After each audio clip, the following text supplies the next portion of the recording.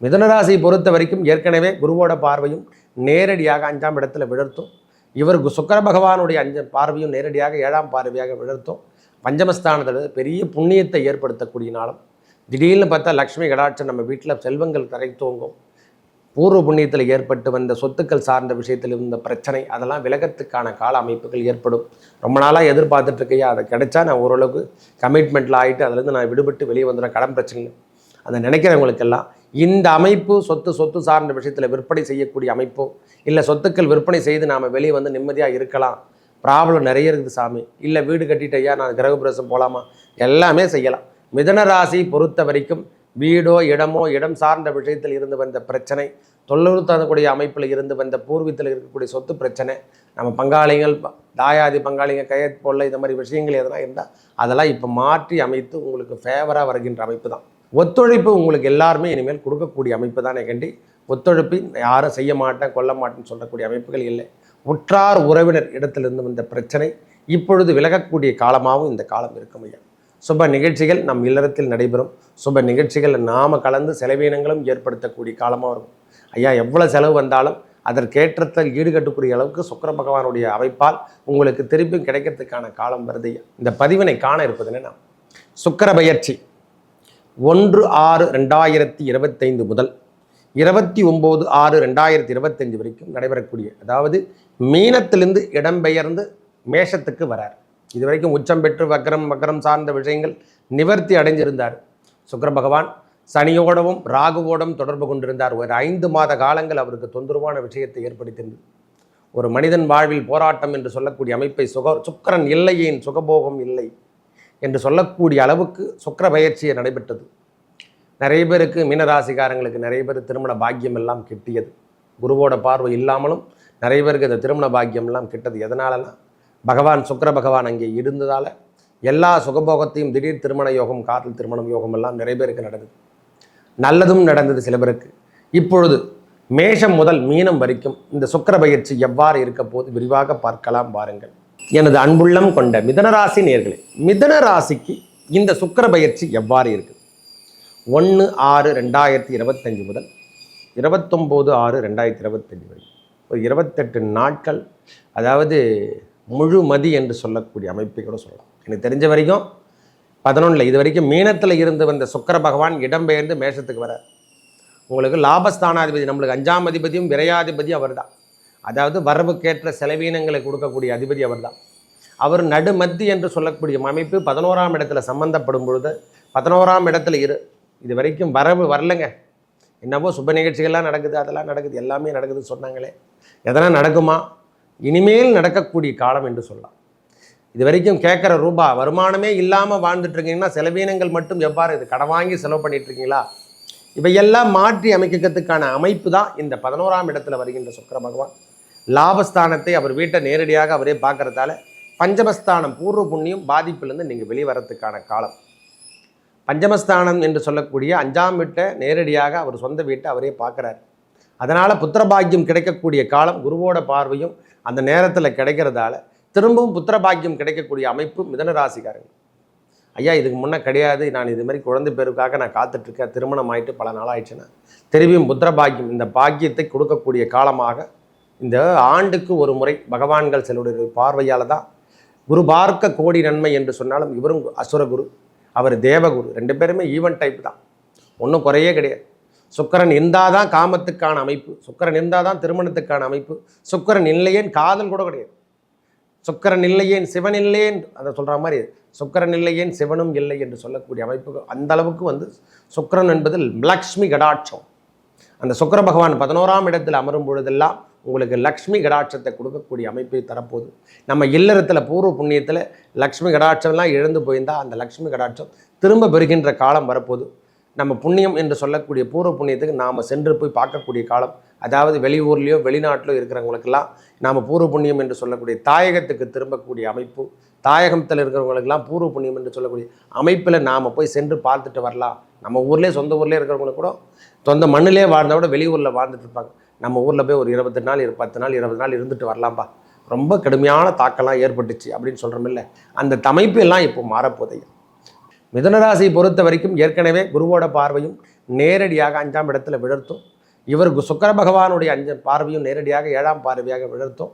பஞ்சமஸ்தானத்தில் பெரிய புண்ணியத்தை ஏற்படுத்தக்கூடிய நாளும். திடீர்னு பார்த்தா லக்ஷ்மி கடாட்சம் நம்ம வீட்டில் செல்வங்கள் தரை தோங்கும். பூர்வ புண்ணியத்தில் ஏற்பட்டு வந்த சொத்துக்கள் சார்ந்த விஷயத்தில் இருந்த பிரச்சனை அதெல்லாம் விலகத்துக்கான கால அமைப்புகள் ஏற்படும். ரொம்ப நாளாக எதிர்பார்த்துட்டு இருக்கையா, அதை கிடைச்சா நான் ஓரளவுக்கு கமிட்மெண்ட்டில் ஆகிட்டு அதிலேருந்து நான் விடுபட்டு வெளியே வந்துடுறேன், கடன் பிரச்சனை அதை நினைக்கிறவங்களுக்கெல்லாம் இந்த அமைப்பு சொத்து சார்ந்த விஷயத்தில் விற்பனை செய்யக்கூடிய அமைப்போ இல்லை சொத்துக்கள் விற்பனை செய்து நாம் வெளியே வந்து நிம்மதியாக இருக்கலாம். ப்ராப்ளம் நிறைய இருக்குது சாமி, இல்லை வீடு கட்டிட்டையா நான் கிரகப்பிரவேசம் போகலாமா, எல்லாமே செய்யலாம்.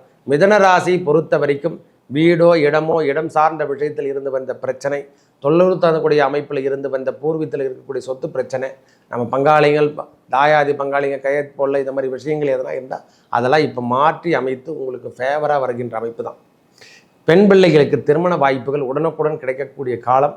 திடீர் சம்பந்தம் என்று சொல்லக்கூடிய அமைப்பு, காதல் திருமணங்கள் என்று சொல்லக்கூடிய அமைப்பெல்லாம் உடனுக்குடன் இந்த 28 நாட்களுக்குள்ள திடீர் சம்பந்தங்கள் ஏற்பட்டு காதலோடு தான் வீட்டில் சொல்லாமல் இருந்தால் இனிமேல் சொல்லக்கூடிய பாக்கியம் ஏற்படும். குழந்தை பேர் எல்லாமே ஒரு 1 by 1 நல்லது நடக்குது. ஜென்மகுரு இருக்கட்டும், நான் வேணான்னு சொல்ல. வீண் அலைச்சல் என்பது இருக்கும், நான் இல்லைன்னே சொல்ல சொன்னேன். ஏன்னா எல்லா கிரகங்களுடைய அமைப்பை வச்சோம் நாம் பார்த்தாதான் பலாபலன் கொடுக்க முடியும். நம்ம ராசியில் ராசிநாதனுக்கு என்ன 12ஆம் அதிபதி அவர் தான். அதாவது சுகஸ்தானாதிபதி யாரான சுக்கிர பகவான் தான். அவரே தான் பஞ்சமாதிபதியாகவும் அவரே தான் வர்றார், 5ஆம் அதிபதியாகவும் வர்றார். அதனால் நம்மளுடைய தேவைகள் இனிமேல் பூர்த்தி செய்யக்கூடிய காலம். நம்மளுக்கு சப்போர்ட்டிங்கே இல்லைங்க, வேலை அமைப்புலையும் சரி, நம்மளுடைய அறிவுலையும் சரி, அறிவு சார்ந்த விஷயத்திலையும் சரி, யாருமே சப்போர்ட் பண்ணனா இனிமேல் சப்போர்ட் பண்ணுறதுக்கான அமைப்புகள் தேடி வரும்.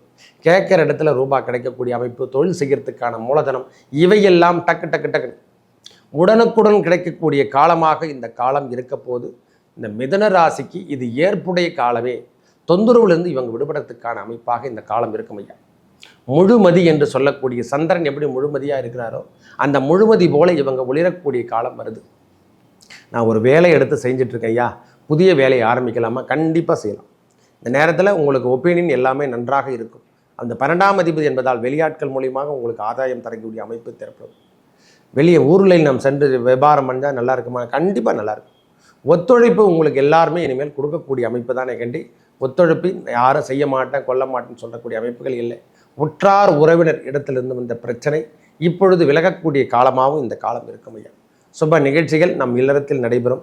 சுப நிகழ்ச்சிகள் நாம் கலந்து செலவீனங்களும் ஏற்படுத்தக்கூடிய காலமாக இருக்கும் ஐயா. எவ்வளோ செலவு வந்தாலும் அதற்கேற்றத்தில் ஈடுகட்டக்கூடிய அளவுக்கு சுக்கிர பகவானுடைய அமைப்பால் உங்களுக்கு திருப்பி கிடைக்கிறதுக்கான காலம் வருது ஐயா. இந்த காதல் சமாச்சாரம் இதில் மட்டும் சற்று கவனத்தை எடுத்துக்கொள்ளுங்கள். ஏன்னா பெண் பிள்ளையாகட்டும் ஆண் பிள்ளையாகட்டும் இந்த காதல் விழுந்தக்கூடிய அமைப்பை இந்த நேரத்தில் ஏற்படும். சற்று கவனத்துடன் செயல்பட வேண்டிய காலம். அதாவது இந்த 17 வயசு டீனேஜ் வயசுலேருந்து 25 வயசுக்குள்ளே இருக்கிறவங்களுக்கு இது ஒரு நல்ல ஒரு இதை பார்த்துக்கணும். இந்த நேரத்தில் அவங்களை கவனித்தால் தான் நம்மளுக்கு எல்லாமே அவங்க ஃப்யூச்சரில் வரக்கூடிய இல்லை காலமெல்லாம் மாறிவிடாமல் இருக்கிறதுக்கு இந்த நேரத்தில் பார்த்துக்கணும். அவங்களுக்கு என்ன தேவை, என்ன பிரச்சனைக்குது, இந்த மாதிரி விஷயங்கள்லாம் இந்த நேரத்தில் ஏற்படும் ஐயா. சுக்கிரனுடைய பார்வை, குருவோட பார்வை இரண்டுமே கம்யூனிகேஷனை ஏற்படுத்தும். நல்ல லிங்க்கை ஏற்படுத்திடும். அதாவது யாருன்னே தெரியாது, அவங்களுக்குள்ளே 2 பேருக்கும் கம்யூனிகேஷன் ஏற்பட்டு நல்ல ஒரு லிங்க்குக்கு வந்துடுவாங்க. அதனால் இந்த நேரத்தில் இதையும் கவனத்துக்குள் எடுத்துக்கக்கூடிய பாக்கியம். முக்கியமாக பெண் பிள்ளைகள் கவனத்துடன் இருக்க வேண்டிய அமைப்பாக மிதுன ராசிக்காரங்களுக்கு சொல்கிறேன். அதுவும் பருவத்தில் இருக்கக்கூடிய பசங்களுக்கு தான் இந்த நேரத்தில் இந்த தொந்தரவுலாம் கொஞ்சம் கொடுக்கும் சாமி. மற்றபடி எந்த தொந்தரவும் கிடையாது. நம் வேலைகளில் இருந்து வந்த பிரச்சனை முதல்ல விலக போகும். வேலை அமைப்பில் இருந்து வந்த பிரச்சனை முதல்ல விலகும். தூரதேச பயணங்கள் என்று சொல்லக்கூடிய அமைப்பில் இருந்தவங்கள்லாம் இனி சொந்த ஊருக்கு வரத்துக்கான அமைப்புகள் தேடி வரும். நம்ம போயினா வந்துடலாம், ஒரு 5 நாள்லாம் இருந்துட்டு வரலாம், ஒரு 10 நாள்லாம் இருந்துட்டு வரலாம். குலதெய்வ கோயிலுக்கு போகாமல் இருக்குது.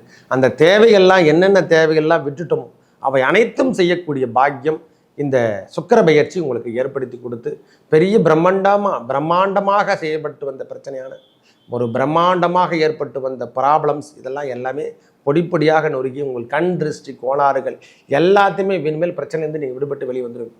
ஒரு 80% இந்த மாதம் உங்களுடைய 28 நாட்கள் ஒரு புண்ணியம் தரக்கூடிய நாட்களாக மாறப்போகுது. யார் என்ன கிரகங்கள் தடையாக இருந்தால் கூட சரி சார், உங்கள் பூர்வ புண்ணியம் நல்லா இருந்துச்சுன்னா எந்த தொந்தரவும் கிடையாது. 5ஆம் இடத்துல சுபர் கிரகங்களுடைய பார்வை அல்லது 5ஆம் இடத்துல சுபகிரகங்களுடைய வீட்டமைப்பு இதெல்லாம் இருந்தாலே உங்களுடைய வாழ்க்கை தரம் லக்ஷ்மி கடாட்சத்தை அள்ளி கொடுக்கும். வாழ்க்கையில் நீங்கள் ஒளிர்விட்டு வெளியே வரத்துக்கான அமைப்புகள் தேடி வரும். இல்லறத்தில் சுப நிகழ்ச்சிகள் நடக்கிறதுக்கான வாய்ப்புகள் தேடி, உங்களுடைய அறிவு செயல்பட்டு உலக அளவில் போகிறதுக்கான அமைப்பு. பெரும் புகழ் என்று சொல்கிறோமில்லை, அது 5ஆம் இடத்தை குறிக்கும். ஒரு மனுஷனுக்கு பெரும் புகழ் கிடைக்கணும், பெருத்த செல்வங்கள் கிடைக்கணும், அது 5ஆம் இடம். அந்த கிடைச்சாலே போதும், உங்கள் வாழ்க்கை தரம் உயர்ந்து காணக்கூடிய காலம். இனி லக்ஷ்மி கடாட்சம் என்று சொல்லக்கூடிய அமைப்பை மிதுன ராசிக்காரங்க அனுபவிக்கப்படுறாங்க. ஒன் பை ஒன் இனிமேல் வரவு தான். திருமணம் சார்ந்த விஷயங்கள், குழந்தை பேர் சித்திக்கக்கூடிய சந்தான பாக்கியம், இவையெல்லாம் இனிமேல் தான் கிட்ட போகுது. நல்லதே மேலும் நல்லதெல்லாம் நடக்க அந்த வெற்றிவேல் முருகனுக்கு அரகரோகரா. திருப்போரூர் சென்று வர உங்கள் வாழ்வில் ஏற்பட்ட தடைகள் அனைத்தும் விலகி நல்லதே நடக்கும். நன்றி, வணக்கம்.